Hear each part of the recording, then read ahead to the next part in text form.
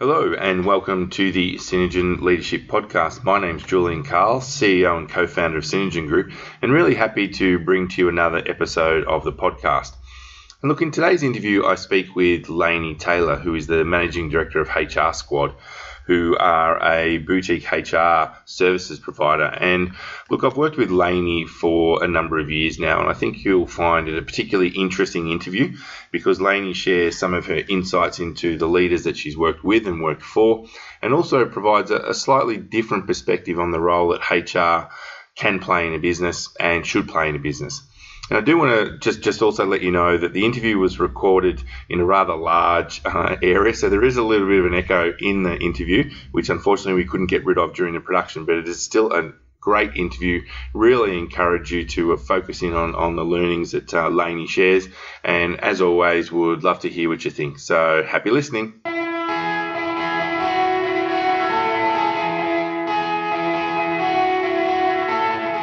Welcome to the Synergen Leadership Podcast with Julian. Julian speaks with leaders from around Australia to bring you their leadership story and share their insights about being a leader. To further help you build your leadership capability, Julian shares his own insights about leadership and the tools and techniques he uses as a leader.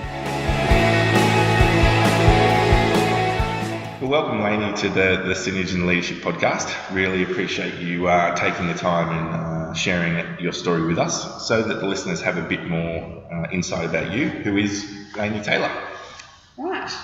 So Lainer Tayler right now is the Managing Director and Founder of HR Squad, which is a business that's 2 years old that supports smaller to medium-sized organisations around the whole employee life cycle, but mainly specialising in coaching, talent and leadership, and general HR consulting.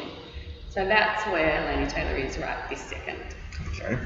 And is there an interesting fact that you can tell us about HR Squad?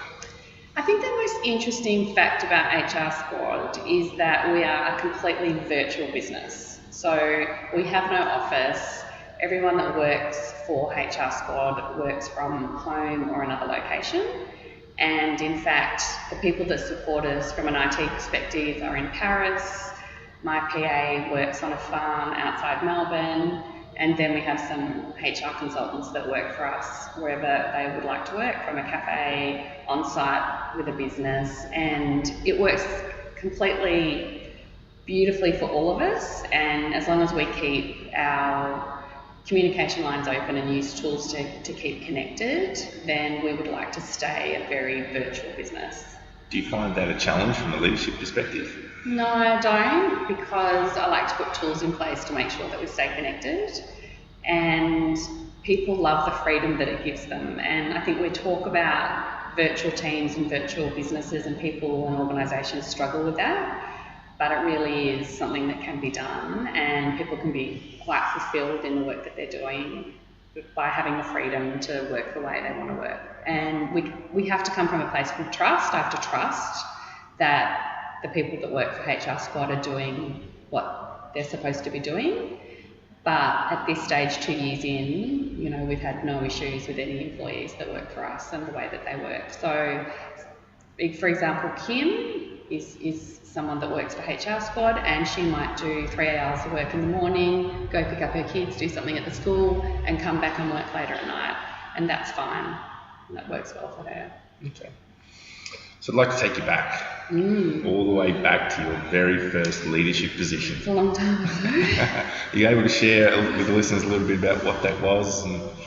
Yes. So I guess the first significant leadership position is probably the best to talk about, because I had some smaller leadership positions, but I think the one to talk about is probably when I took up the role of HR Director at Adidas, Australia and New Zealand. And I was very young. I was only 26, 27 at the time. And that was a big learning curve for me. And it's funny, when you're young, you're full of confidence, and it's kind of like when you're a little kid and you have no fear. So still at that age, I seemed to have no fear. And I don't think it was until later in my career I realised how significant that role was, and actually how inexperienced and young I was being a leader in that business and all of a sudden being part of a leadership team and making business decisions. So that was my very first leadership role. Okay. And what were some of your big learnings from that? I think in reflecting, my biggest learnings were that at the time it was still all about me and I was very task focused. So although I had a team, I'm not sure that I was wonderful at painting the big picture strategy that's so required to get full engagement. So I had an amazing team there, but we were very task orientated and task focused to support the business, versus perhaps being a bit more helicopter and a bit more proactive in how we could enable the business. So that's probably the biggest learning from that time. Okay. And were there any significant successes which stand out for you? In that role? Yeah. Well, surviving the role at that age, and, you know, being part of a leadership team and for the first time in my career reporting to, you know, a managing director was very different. So I had to learn some new skills, and I had a wonderful relationship with the managing director at the time, Kevin Roberts. He was a great leader of Adidas and taught me a lot around commercial acumen business versus just HR. So I felt very fortunate for that experience, and that meant that as a leadership team we were very successful at that time with Adidas and competing against Nike. And we had low turnover, a really great culture. We were very innovative for probably that era, and, you know, we did things differently than other organisations did. So the culture was known to be, you know, one of greatness, and people really wanted to come work for us. We also moved, I guess the biggest success for me there was that I learned the commercials of an organisation end to end, and that's something that I think is very, very important for an HR practitioner, and has obviously helped me now in my business in HR Squad to be able to add value far beyond just HR stuff. And do you think that it was, or I'm always curious when people come to the decision that leadership's for them, that it's what they want to do. Had you already made that decision? Oh yeah, it was always for me. Yeah, I love managing people. I think that once I'd worked out the formula of that. So you've got some secret sauce? I think so. Okay. Well, number one, I'm really funny and fun to work with. But I really do care about people. I like enabling people, and I think through my leadership career and managing teams, I don't think I've had many people that haven't wanted to work for me. People might listen to this podcast and maybe have a different view, but I'm really big on enabling people to do their job and learn their job. And I've got lots of great examples of people that have come to work with me with not necessarily the right skill set to do the job. That's not what interests me. What interests me is how someone rolls, their capacity for work, how they'll work in the team, are they thirsty to learn, their learning agility. All these things are the things that I recruit for, and I'm more than happy then to skill someone up to the role. And that's always been my ammo, and hence why I've hired people with various backgrounds or very little experience. So for me, it's really about the person and learning agility than the skill set. And so why did you decide to leave Adidas? So Adidas, I outgrew Adidas. The opportunities were overseas, beyond Australia, to stay with Adidas, and actually had some people in my team who did go overseas and are still in Adidas land in Germany. But for me, I just couldn't do it, and I was also wanting to have a second child, and so I wanted to be close to home. So the Adidas leadership team went on a journey and committed to each other over sort of a 3-year period. We got done what we needed to get done, and a few of us all left around the same time to go on and do bigger, better things. And it was time for me to go into a big, complex organisation. So from the very beginning of my career, I've been very purposeful of moving in and out of small companies. I much prefer to work for small companies, but in fact, there is things to be learned in big, complex, matrixed organisations that you just cannot learn in a small organisation. So Adidas couldn't provide that for me anymore, and so off I went searching for the big, complex role. So where was that big, complex role? So I went to the lovely Telstra. Okay, certainly big. So I couldn't get any bigger really, and I decided at this point in my career to specialise. So I went in leading OD and talent, which was different. I'd always been a generalist by trade, but I'd always had an interest in OD, leadership and talent. And I went into the consumer part of the business, which was the biggest part of the business at the time, and led that function for 2 or 3 years, and then moved into running the talent, performance and leadership function for all of Telstra. Right. So that was a big, complex role with a big team, and obviously the ability to influence lots of different people was very important, working with very big budgets and dealing with lots of different characters. So what were your biggest learnings making that shift into that big complex? When I first went in, I went, holy crap, this is enormous, and how will I ever be able to do this job? So there was absolutely self-doubt that could I actually do this? Then obviously I had to quickly pivot. I had a wonderful leader at the time, Alex Badenoch, who was very supportive of me in the role. So I had a great leader. So I think you definitely have to have a great leader. I've always been drawn to inspiring leaders. Then I realised that it was really about understanding the organisation. So again, tip number 2 is, HR people can't sit back and not understand the organisation. So you need to go work in the store, or you need to go out with the ops team, or you need to get out on the road, and you really need to understand the nuts and bolts of the business, so that when you're trying to enable the business or push something into the funnel, that you actually understand how it affects them. And then there's the complexity of influencing without authority. In the space of talent and leadership, you're asking the business to either pay or invest time and trust that you're going to deliver a product to their people that's going to make them more effective at their role. And so the ability to be able to influence and tell a story around that to very senior leaders across a vast global organisation is, it's difficult, but something that I realised that I was quite good at. I had the gift of the gab. I've come from a sales background a long time ago, very early on in my career, and so I really practiced the influencing without authority, which I think is a really important competency or capability to have in any role. And why did you decide to leave there? It sounds like a pretty challenging role.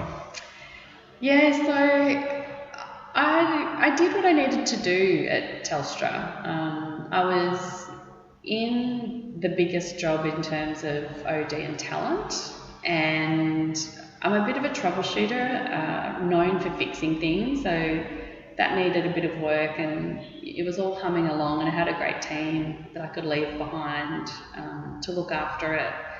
And an opportunity presented itself at Asciano, which is a stevedoring train organisation, so something completely different, and was really broken at the time. And the HR function was sort of non-existent or very disjointed, and I liked the challenge of that. And what I think is really interesting is, if you were to put that job in front of any top talent HR practitioner, no one would have taken that job. No one. They would have just looked at it and said no. And I'm pretty sure probably there were some people that did say no to the job, because it was that messy at the time. It had gone through quite a change of leadership. So John Mullen went in as the CEO, and he's a very inspirational man, and I met with him and I was sold. So I went in to head up the talent and leadership program for Asciano. So really just about the challenge and stretch. So it sounds like you're always drawn to the challenge. I'm always drawn to broken, Okay. Yeah. So if the organisation is broken, if someone doesn't want to work there, then that's where I will go, but it has to be with good leadership in place. So if a CEO has taken on the challenge, then I'm willing to go in, or a head of HR has taken on that challenge, then I'm willing to go in with a really strong remit that's supported and do the hard yards to turn that organisation around, and that's exactly what we did at Asciano. Okay. So I'd like to fast forward to the present. First question I'd like to ask is, why did you decide to leave the whole corporate life and start your own business? Because it's a big thing to do. Yes. So if you ask my husband, I've always wanted to own my own business. Mainly a cafe or lots of coffee. No, I've always wanted to own my own business, and I think the thing about owning your own business is when is the right time to try it, because it's really difficult, and you have to be a salesperson. First and foremost, you have to be comfortable with that. And I've even had people come to me since starting HR Squad saying, I want to do what you do, and I really just off the bat explain to them the first thing you need to do is be a salesperson, and then that immediately puts people off. I think corporate teaches you obviously all these wonderful skills, but I never really, if you were to ask people that worked for me or knew me, I was always known as a little bit quirky and a bit left of centre in terms of how I approached HR. I prefer to approach it holistically in terms of how can we enable the business and be leader-led, manager-led, not an HR-led business. I don't feel like that's the place of HR. Manager and leader-led is the way that organisations should work. Managers should take responsibility for their people and their business, and HR can help enable them with the tools and processes and coaching and training and those types of things. I felt that I had got to a point in my career, especially with my family life as well, having kids going into high school, that I wanted to be home more. I wanted more flexibility in the way that I worked, and I was probably ready to get off what can be the corporate wheel, where you find yourself floating within corporate organisations but not necessarily being fulfilled. So it's about going back to what is my purpose, what really drives and motivates me. All the jobs I've taken, there's been a reason why I've taken them. And it was time to sit back and go, okay, now what drives and motivates me? What drives and motivates me now is very different to when I was 25. When I was 25, I wanted to make truckloads of money and be really successful and manage big teams. At 44, I want to be a great mum, have flexibility, be inspiring to other women and the younger generation, and help businesses that are smaller, because businesses are smaller doesn't make them less complex in terms of what they need from HR or from a people strategy perspective. And I just felt that I could add a lot of value in that space, as well as fulfilling some altruistic need I have around helping others that I wasn't getting from big corporates anymore. So it was time to pop out and have a crack at something completely different. And it's great to hear the business is going well. 2 years in. 2 years in, so HR Squad's 2 years old, and we're doing very well. I think we're niche in what we provide, and as I said and repeat, that if you're a small to medium-sized business, you can't afford a big HR heavy hitter, but it doesn't make the challenges that you have any less important. And so smaller businesses still need the brains of big heavy hitting HR, but they don't need it full time and they don't need it all the time. And I guess still the philosophy of HR Squad is, and the very nature of its name is, we like to squad in and squad out, we like to kind of play behind the scenes, enable CEOs, enable their teams, enable leaders to be better at what they do and help them grow their businesses versus being an HR-led organisation.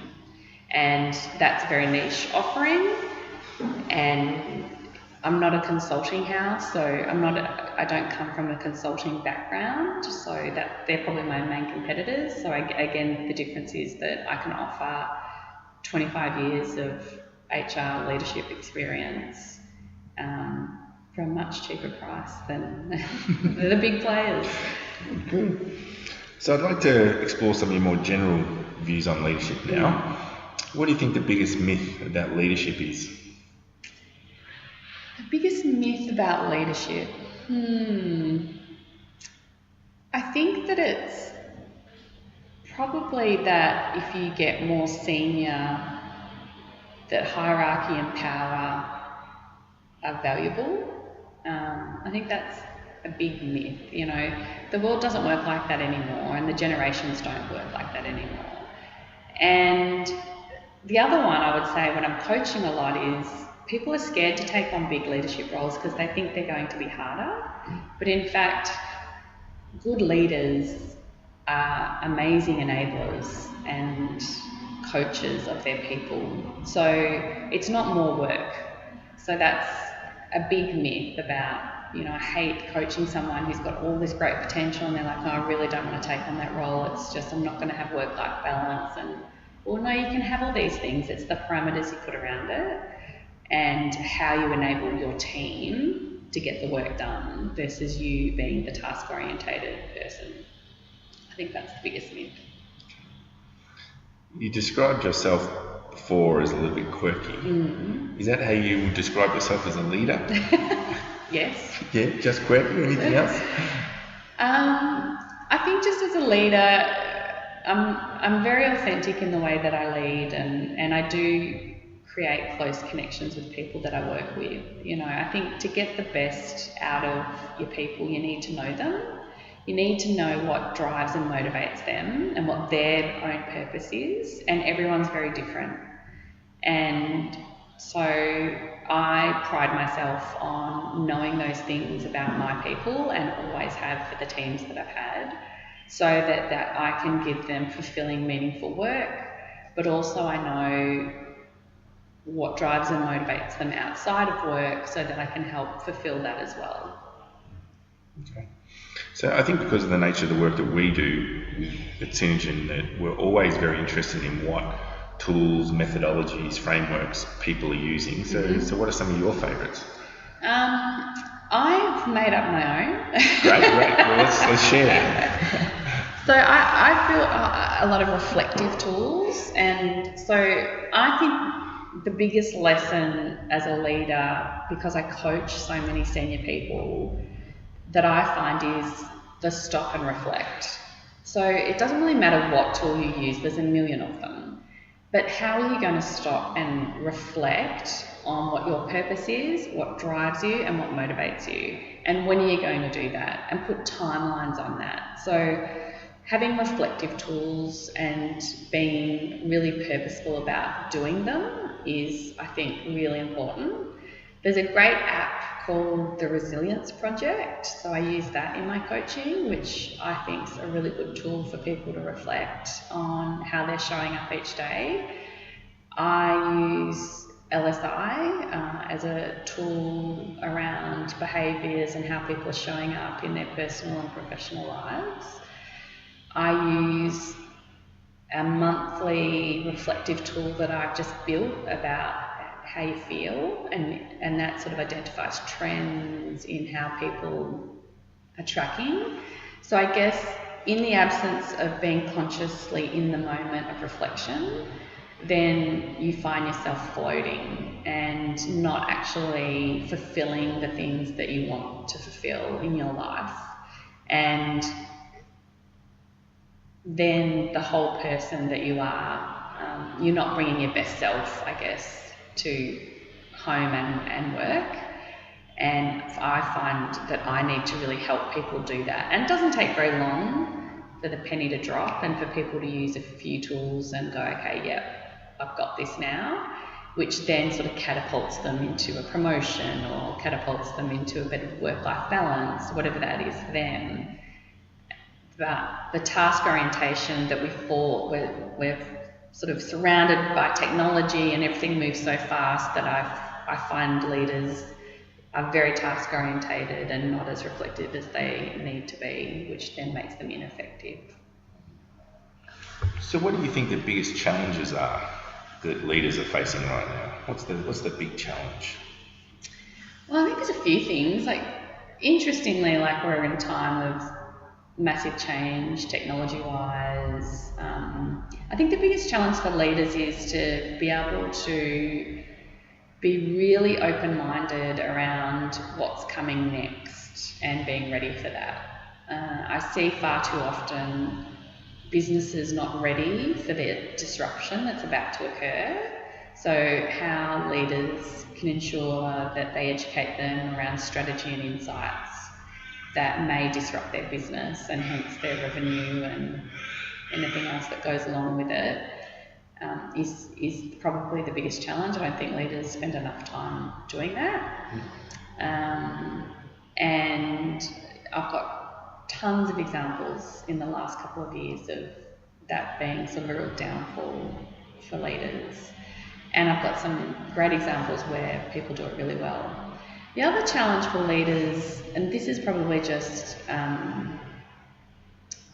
a reflection of the work that I've done over the last couple of years that might be helpful for people that may work in corporate environments, is that I actually find working with entrepreneurs far more fascinating than working with big corporates, in the sense that it's not that the people I'm working with, the big corporates, aren't amazing, but entrepreneurs are far more eager to learn from anybody, and their learning agility is incredible. And it doesn't matter if it's someone that's washing their dishes or someone that's their CFO. They're very, very open and available. And when I go work with big corporates, they're not open and available. They value hierarchy and power, and they think they need to show up in a certain way and kind of, stare you down. You have to sort of earn their trust. And what I find with entrepreneurs is you don't. They're just like, what can you tell me and what can I learn from you? And I wish big corporates would be more like that. I think that they could get a lot more out of their people, and hence why the leadership programs that we run and the talent programs we run are very much around the inspiring leader, how you can be an inspiring leader and bring some of that sort of entrepreneurial think into the way they work, notwithstanding that they have to work with these systems and processes. So that's an insight that I've learned over the last couple of years. And I'd like to explore that further if I can. Do you think that's because the entrepreneurs are fully invested in the business, not just from a career perspective, but essentially their whole life and being and financials and all of that are aligned? Do you think that's what triggers that learning agility? It could be that. It could be that because sometimes that's all they've been doing. But I have met people that have, like me, moved out of sort of corporate into entrepreneurial land, and they're really willing to also give back, so it's not just that they're willing to meet with you and talk with you and learn from you, they're also willing to be available, and they're busier than, they're just as busy as a big CEO and a big corporate. An example I'll give you is that I met with a very prestigious entrepreneur recently, and they responded to me very quickly, and I got to spend some time with them, and they were amazing. And then I've been trying to get in touch with a very senior CEO in an organisation, and 3 months later I still can't get past the PA. So that's the difference, and I just feel like corporate misses out. You miss out. And the entrepreneur, there's obviously characteristics that make up an entrepreneur, but I'm 25 years corporate, 2 years entrepreneur.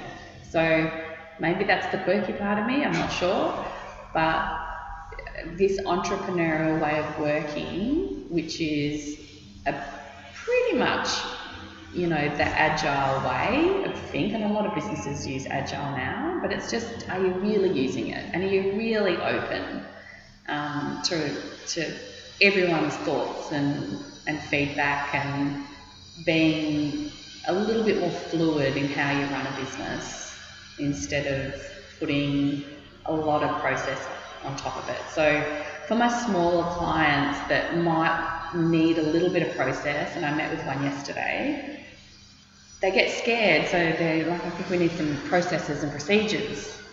Well, do you really? Maybe you don't. Maybe that's not what you need. You know, don't corporatize your business as you get bigger. I've got some great big clients that would be considered probably corporates, but are very entrepreneurial in how they work. And so I guess it's just understanding the value and what drives your organisation and that cultural aspect, and sticking to that.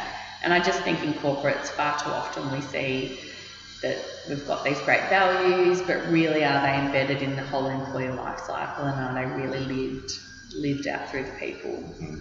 That's the hard one to manage. And do you have any good ways that leaders have measured their success? So is there any good way you think that leaders can manage if they're being successful in their roles? Well, I think being a leader still, you need to run a successful, holistic organisation. It needs to be healthy. It needs to be healthy financially. It needs to be healthy culturally. You know, those lead indicators are really important. And so I sort of see it from a more holistic point of view. There's no point having one amazing manager sitting over here with an amazing team and another manager over the other side with a shitty team. So really, success for me is when a business is very much aligned to its strategy, and the leaders are aligned to that strategy, and then the people are aligned to the strategy, which then in turn will see the success that's required around culture and making money, because at the end of the day, that's what has to happen. Yeah. I'm always curious about the way people network. I think it's something which a lot of leaders should be thinking about, but they don't necessarily see their part in that. They tend to think, oh, that's for salespeople to do. What advice can you give to people about networking? Any tools, tips, tricks? Yeah, well, I think my point around entrepreneurs is they're really great at networking. You know, they make the time to go listen to diversity of thought, which then gives them different ideas, and they make themselves available, even though they're really, really super busy, which I think is very important. Networking will allow you to, it will just feed your brain, and you'll get different ideas around ways that you can work, or ways that, you know, you can run your business, or the ways you can be a better leader, because things are changing all the time. I think it's awesome to, you know, listen to podcasts and carve out time in your week around when you're going to take in some information that's got nothing to do with what you're working on. So I think immersion is really important, and that's part of networking. Go and meet, you know, if you're a stevedore, go meet someone that works at Mecca Cosmetics. You know, diversity of thought brings great ideas. And don't overdo it though. You know, there's nothing worse than going to a networking event and getting nothing out of it. There needs to be a purpose, and there needs to be a learning outcome from your networking. If you're not walking away with something that you've learned or an outcome, then it's, you know, not worth your time. So it's not just about getting out there and going to everything. It's, what am I going to this for? What do I want to get out of it? And what's the purpose of it for me? And, or why do I want to meet this person? Why does this person want to meet me? Is there mutual benefit in that? Versus just the slather of networking, which I've seen people do before, which doesn't really work. Yeah, absolutely. So the listeners will know how passionate about mentoring I am, and you've spoken about coaching. I'm always curious about people's distinctions between, what's the difference between coaching and mentoring? What are your views there? Yeah, I see mentoring more about aligning something quite specific that you're wanting to solve for and then finding the right fit for that. So, you know, if it's me and I'm running my own business and I've never run my own business before, it might be nice for me to have a mentor that has a very successful business that I can call on and ask questions of. Coaching can take lots of different forms. So coaching can be corrective in that there's something that needs to be fixed. Coaching can be enhancing in terms of building out your leadership toolkit, which I think is very, very important, and lots of leaders need big, heavy toolkits to be able to access really quickly. So that's the distinction I make around coaching and mentoring. Okay. Pretty simple. Great. So what does the future hold for you and HR Squad? Well, that's a very good question, Julian, and maybe I need some coaching and mentoring. So HR Squad has been really organic in its growth, and we haven't really had to do any marketing or sales so far, and we've been really lucky in that sense. But I think the future holds for us that we definitely want to grow, and we want to diversify our offering, and we also probably need to think about the things that we don't want to do anymore as well.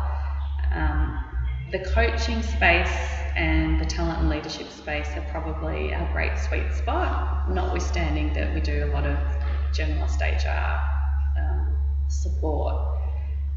But I think the growth is really in being able to build out our coaching and talent programs going forward, as well as keeping the balance and the lifestyle for all the employees that work for the HR Squad. Okay. So have you got targets you're looking to achieve in terms of size? Do you want to go national? Do you want to go international? No, we're pretty far. I do have some international clients already. Yeah. We're pretty organic and fluid around how we roll at the moment. We're very entrepreneurial at the moment. So even our contracts are, they're one pages, and it starts with, we come from a place of trust. So you trust us, we trust you, and let's go do some work together. And then we might outline the work that we're doing. So there's no big long contracts. We really will only work with people that really truly believe in what they're doing. We won't do a program for program's sake.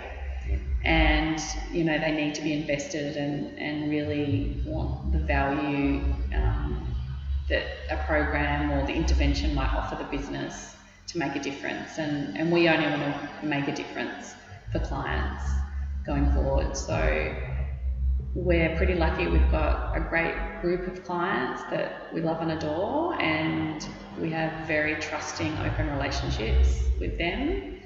And we'd like a few more of those, but you know, at the end of the day, we're not going to be all and sundry to everybody, and we're not going to be cookie cutter. And so if we stay small, that's okay with me, as long as we're doing good quality work. Okay. So I'm always interested in how people, when they get to a leadership position, whether it be their own business or in corporate, how they continue their own learning and development. Because quite often they're focused on other people's learning and development. So how do you keep learning and growing yourself? Is it a conscious thing that you do? Yes, I'm very conscious about my learning. I always have been. So I use my own tools. I reflect often on how I'm going and how I'm showing up on a probably daily basis. I also have I've needed to really lean into this, obviously, after leaving corporate, because you get exposed to so much in corporate. So I've had to really lean in to make sure that I'm relevant and I'm learning. So I'm constantly listening to podcasts, reading. I have a corporate crush on Adam Grant, who's a social psychologist in America. He's incredible, and I love the way that he sees the world. And so I have my favourites, and then I like to meet lots of people. that with a learning outcome though, with something that, you know, I might need to bolster up. And like to also play in the non-profit space a little bit, just to get that different sense, view, value of life. And then every year, at the end of the year, I will do a big reflection, and that includes with my husband. And then I will set my goals for the next year, and they will be business strategy goals as well as personal learning growth goals for me personally. I think this happens as you get older. If the younger generation can pick it up a bit earlier, it'd be great, but you start realising that you're not immortal and and that, you know, you need to be quite purposeful around that. So I use the word reflection, purpose constantly, like it must drive my clients mad. But I really do think that these two things, and drivers and motivation, so understanding drivers, motivators, your purpose, and reflecting, because the only way you're going to understand those three things is reflecting, is just key, absolutely key. And it's more important than anything else you'll do in your career. So what challenges do you think are coming for your business and the industry your business operates in? Digitisation, probably. So that's something that I sit there thinking about from a disruptive point of view. However, there's nothing more powerful than, you know, proper individual face-to-face coaching. So you can outsource it to death, you can make an app, you can do all those types of things, but I still think human contact is required. And so I'm hoping that, you know, we're a small niche boutique business that doesn't need to change. I don't need to take over the world. I don't need to triple in growth or anything like that. But digitisation, I guess, but I'm hoping it doesn't affect my business because our market's different, because we're working with smaller, medium-sized organisations unless we're running a talent and leadership program for a large organisation. So that's probably something HR Squad needs to get a little bit better at. Okay. And then people just copying what I'm doing. And how are you going to stop that to deal with that challenge?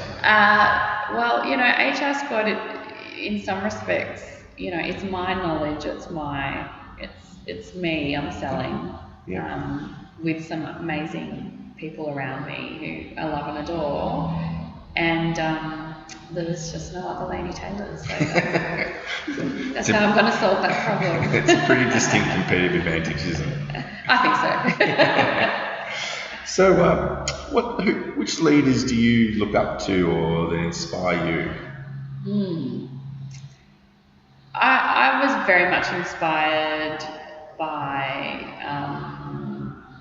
one of my first managers, which was Kevin Roberts, who I talked about before. So he's the new CEO of Cricket Australia, actually. And he was a young leader at the time, and you know, I learned a lot from him from a business perspective. I look up to John Mullen, who ran Asciano, who's now on the board of directors for Telstra.